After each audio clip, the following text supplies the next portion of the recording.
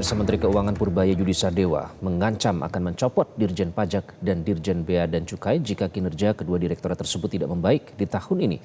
Purbaya bahkan mengancam akan membekukan Bea dan Cukai dan diganti oleh perusahaan swasta asal Swiss SGS. Langkah serius akan diambil Menteri Keuangan Purbaya Yudisadewa, mengancam akan mencopot Direktur Jenderal Pajak Bimo Wijayanto dan Dirjen Bea dan Cukai Jaka Budi Utama jika kinerja kedua direktorat tak membaik tahun ini. Pada tahun lalu, target penerimaan negara tidak tercapai. Tercatat, realisasi setoran pajak sebesar Rp1.917,6 triliun atau 87,6% dari target. Sementara realisasi penerimaan kepabeanan dan cukai sebesar Rp300,3 triliun atau 99,6% dari target. Sebenarnya, Purbaya berniat merombak kedua direktorat tersebut sejak tahun lalu. Namun, selain baru menjabat sebagai Menkyu, Purbaya menyadari perombakan besar-besaran di akhir tahun beresiko mengganggu upaya menggenjot penerimaan negara. Sebentar lagi, Bea Cukai dan Pajak akan saya obrak-abrik. Pak Bimo udah ngobrak-abrik sih. Karena tahun lalu saya baru masuk September kan. Kalau obrak-abrik bulan itu kan kita kacau, masih di tahap akhir dari pengumpulan pajak. Tapi saya yakin dengan perbaikan orang-orang pajak dan bea cukai nanti ke depan, tax ratio kita akan meningkat dengan signifikan. Ini untuk saya merupakan ancaman yang serius. Karena Pak Presiden bilang kalau bea cukainya nggak betul, tahun ini akhir tahun mungkin diganti dengan SGS. Purbaya menegaskan, 5 pejabat bea dan cukai di 5 pelabuhan besar akan diganti sebagai sinyal keseriusan reformasi. Penggantinya akan diambil dari internal, bukan dari luar instansi. Bapak cari gantinya dari mana, Pak? Kan orangnya tetap orang DJPJ aja gitu. Kalau Bapak mau perbaikan, apakah nanti tetap orang DJPJ yang mungkin lebih muda atau Bapak cari dari luar, Bapak masukin ke DJPJ? Ada yang lebih muda naik, ada yang saya tukar. Ada dari luar kan biasanya sih nggak tahu operasi bea cukai akan lebih lama. Tapi yang jelas nanti beberapa pejabat itu saya rumahkan aja. Oke, makasih Untuk message bahwa kita serius tahun ini. Jadi pejabat di 4 pelabuhan besar, 1, 2, 3, 4 pelabuhan, 5 pelabuhan besar kita ganti semua nanti. Oke, makasih ya. Selain itu, Purbaya juga mengancam jika tidak ada perbaikan akan membekukan bea dan cukai dan mengalihkannya ke perusahaan swasta asal Swiss, SGS. Tim Liputan, Metro TV. Selain itu, Menteri Keuangan Purbaya Yudisadewa juga akan menggandeng Menteri Koordinator Politik dan Keamanan Jamari Caniago untuk melawan backingan para produsen dan pengedar rokok ilegal. Ia menilai kuatnya praktek ekonomi ilegal selama ini dilindungi oleh backing di lapangan. Hal tersebut menjadi salah satu persoalan rendahnya serapan pajak untuk penerimaan negara. Melakukan kerjasama dengan pihak tertentu untuk memperkuat enforcement pemeriksaan pajak atau penggerebekan pajak di lapangan. Kalau kata orang-orang saya kan di lapangan selalu ada backingnya. Tadi saya ketemu Menko Polhukam dan berdiskusi dan setuju sudah akan melakukan kerjasama di mana kita akan melibatkan Polhukam, polisi, tentara dan lain-lain supaya backing itu kabur. Utamanya akan kita kejar di rokok ilegal dulu. Mungkin sebulan ke depan akan jalan itu. Jadi itu utamanya. Jadi kita efektifkan pengumpulan pajak. Menteri Keuangan Purbaya Yudisadewa melakukan rotasi besar-besaran pejabat di lingkungan Kementerian Keuangan. Pada Rabu sore, Purbaya melantik 36 pejabat pimpinan tinggi Pratama atau Eselon II. Pelantikan dipimpin langsung oleh Menteri Keuangan Purbaya Yudisadewa. Bongkar pasang jabatan ini menyasar sejumlah unit strategis, mulai dari Dirjen Bea dan Cukai, Dirjen Perbendaharaan, Dirjen Kekayaan Negara, hingga Dirjen Stabilitas dan Pengembangan Sektor Keuangan. Purbaya menegaskan jabatan adalah mandat publik yang berat dan tidak boleh dijalani secara rutinitas administratif semata. Menariknya, Purbaya sempat menyentil kinerja Dirjen Bea dan Cukai. Ia menekankan pasar domestik harus dijaga dari praktek perdagangan tidak sehat, termasuk peredaran barang selundupan.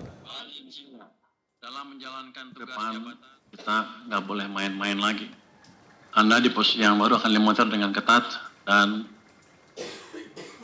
kalau ada hal yang mengecewakan, Jangan main-main lagi. Saya akan atur ulang lagi. Jadi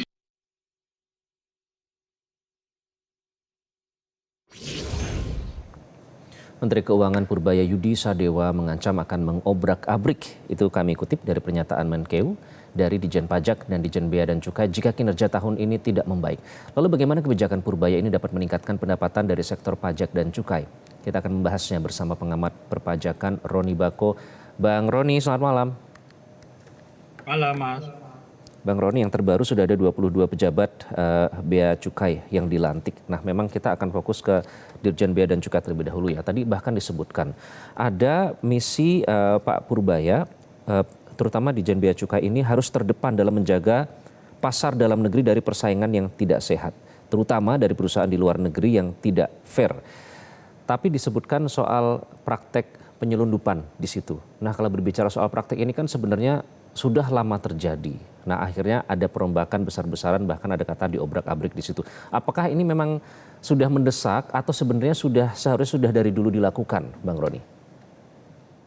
Ya, seharusnya itu harus dibedakan antara kinerja dan target perpajakan ya tadi. Jadi jangan dicampur adukan. Kalau kita lihat data kan bea cukai kan hampir 300 triliun didapatkan. Jadi menurut saya sih udah cukup baik dari target. Tapi kalau di sisi lain kalau dari kinerja terus misal ada dugaan penyelundupan, nah itu sebenarnya kewenangan dari penegak hukum gitu loh, bukan kewenangan dari Menteri Keuangan. Nah itu juga harus dipertegas gitu. Jadi jangan sampai mengambil bukan fungsinya, karena kan Kementerian Keuangan ada perpres tentang Kementerian Keuangan tuh. Dan itu tidak ada fungsi yang masalah penyelundupan. Penyelundupan itu arah penegak hukum. Jadi menurut saya itu yang harus digarisbawahi tentang dua hal tersebut antara kinerja atau tentang target. Nah, saya tidak tahu yang mana yang dilihat oleh Pak Purbaya tadi. Nah, menurut saya sih itu seharusnya harus dipisahkan. Kalau memang Dijen Bea Cukai tidak sampai target, ya oke lah dicopot.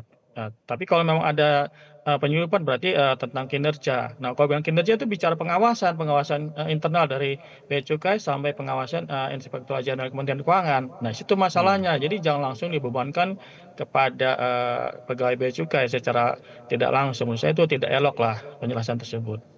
Oke, kemudian yang dimaksud dengan perusahaan asing yang memanfaatkan keuntungan dengan tidak membayar yang seharusnya itu apa ya Bang Roni sebenarnya? Ya, kalau kita lihat sistem perbajakan termasuk Bea Cukai itu kan kembali kepada sistem kan, bahwa dia mengisi sendiri itu tadi kan. Kedua kan kita sudah punya namanya NSW, National Single Window, sistem juga. Nah, ketika sistem tidak berjalan bicara pengawasan gitu tadi. Nah, sekarang pengawasan gimana ketika ada dugaan misalnya under invoicing ataupun bea masuk atau bea keluar tidak tepat sasaran atau nilai bawah invoice ataupun memang juga mungkin tidak bayar bea masuk atau bea keluar. Dan itu kan ada NSW-nya menurut saya itu tadi. Berarti masalah NWC-nya. Dan setahu saya NSW yang di Indonesia itu sama seperti seluruh dunia. Kembali kepada orangnya, kembali kepada pengawasannya. Itu masalahnya menurut saya.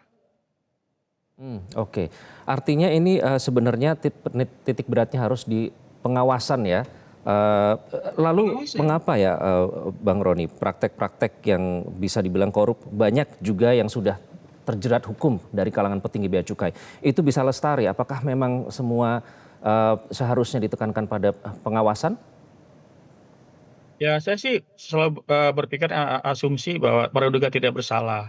Ya, jadi kalau memang ada dugaan-dugaan tersebut, ya serahkan kepada penegak hukum itu tadi. Kalau memang terbukti melanggar hukum. Tapi setahu saya itu memang lemah pengawasan. Itu tadi lemah pengawasan. Apakah NSW-nya itu dipantau terus oleh Dijen Bea Cukai atau Menteri Keuangan ataupun Inspektorat Jenderal. Ya, kalau memang tidak diawasi, ya jangan salahkan orang bermain di situ gitu tadi. Ya, jadi jangan salahkan orangnya, tapi sistemnya gimana? Sistem kan dibuat oleh orang ada pengawasan. Jadi pengawasan tersebut, terutama yang barang-barang yang tadi diduga tidak bayar bea cukai, itu tadi pengawasan terhadap National Single Window tersebut itu tadi. Ya kalau bisa NSW itu ya diperbaharui lah, ditransformasi sama seperti yang Kortex di perpajakan. Nah seharusnya bikin mode Kortex di bidang bea cukai terhadap NSW tersebut itu tadi. Oke, jadi harusnya sistemnya ya, terutama di mekanisme pengawasannya. Ada pernyataan dari Pak Menteri Keuangan yang menyebutkan kalau misalnya memang Dirjen Bea Cukai tidak berbenah Nanti mengancam bahkan akan digantikan dengan perusahaan asal Swiss, SGS disebut di situ. Seperti yang digunakan pada saat masa Orde Baru. Bagaimana respon Anda, Bang Roni, menanggapi itu? Ya, itu juga menurut saya salah juga. Kita sudah punya Undang-Undang Kementerian Negara. Yang ngurus urusan negara itu harus kementerian, nggak bisa pihak asing. Itu tadi. Kalau kita baca Undang-Undang Kementerian Negara, Kementerian Keuangan itu ada kementerian yang wajib. Itu tadi. Jadi nggak bisa langsung mengatakan kita akan bubarkan bea cukai, bikin perusahaan asing, nggak bisa. Baca Undang-Undang Kementerian Negara sudah jelas disebutkan Kementerian Negara dan kementerian yang wajib tadi, termasuk mengurusi masalah pajak dan bea cukai. Jadi nggak bisa dibubarkan begitu saja. Itu tadi. Oke, kalau berbicara soal angka dan data ya, artinya praktek ini kan sudah lama berlangsung, bukan hanya pada saat pemerintahan dengan Menteri Keuangan Pak Purbaya. Artinya ini sudah seharusnya dilakukan atau disorot soal pengawasan ini sejak dari menteri-menteri sebelumnya? Ya, seharusnya itu tadi salah satu kelemahan pengawasan tersebut kan terlampau panjang jenjang pengawasannya. Dari misalnya kalau kita bicara bea cukai ada pengawasan, terus ada Inspektorat Jenderal sampai Menteri Keuangan. Dan itu menurut saya karena terlampau panjang, apalagi kan pelabuhan kita begitu banyak di seluruh Indonesia. Bagaimana bisa menjangkau tersebut itu tadi kan. Yang tadi pengawasannya apakah bisa in detail tersebut itu tadi. Nah, seharusnya kalau NSW itu bisa link ke Menteri Keuangan atau bisa link ke Ditjen Bea Cukai atau bisa link ke KPK. Nah, itu menurut saya lebih elok. Karena kan NSW itu kan hanya ada di Ditjen Bea Cukai saja itu tadi itu. Oke, baik. Jadi untuk sementara dampaknya akan dirasakan di mana kalau ada pergantian besar-besaran dari pejabat bea cukai yang dilantik? Apakah menurut Anda ini akan memberikan dampak yang besar, Bang Roni? Ya, saya belum lihat nama-namanya ya pergantian. Memang kalau pergantian itu adalah haknya Menteri Keuangan. Tapi ada manajemen talenta yang dibuat oleh Badan Keuangan Negara. Apakah manajemen talenta itu digunakan oleh Menteri Keuangan? Jadi nggak bisa main ganti gitu aja, ada sistem. Dan harus diingat ada sumpah menteri loh menjalankan perundang-undangan, termasuk undang-undang ASN, termasuk undang-undang Kementerian Negara. Jadi ketika ada rotasi, demosi atau prestasi itu sistem berjalan. Apakah Menpan RB tahu apakah penggantian itu dengan sistem manajemen talenta. Nah, khusus untuk eselon 1, eselon 2 itu kan ada namanya tim penilai akhir, TPA Presiden itu tadi. Tuh, apakah hal itu sudah dilakukan? Jadi nggak bisa misalnya 1001 malam langsung ganti. Sistem itu kita lihatlah, jangan kita lewatin sistem gitu loh. Kalau kita lewatin sistem berarti ada ketidakpercayaan menteri satu kepada menteri lain. Nah, itu yang menurut saya perlu dikoreksi. Oke, baik. Bang Roni Bako, terima kasih atas analisis yang sudah Anda berikan dalam Prime Time News. Jelajahi cara baru mendapatkan informasi. Download Metro TV Extend sekarang.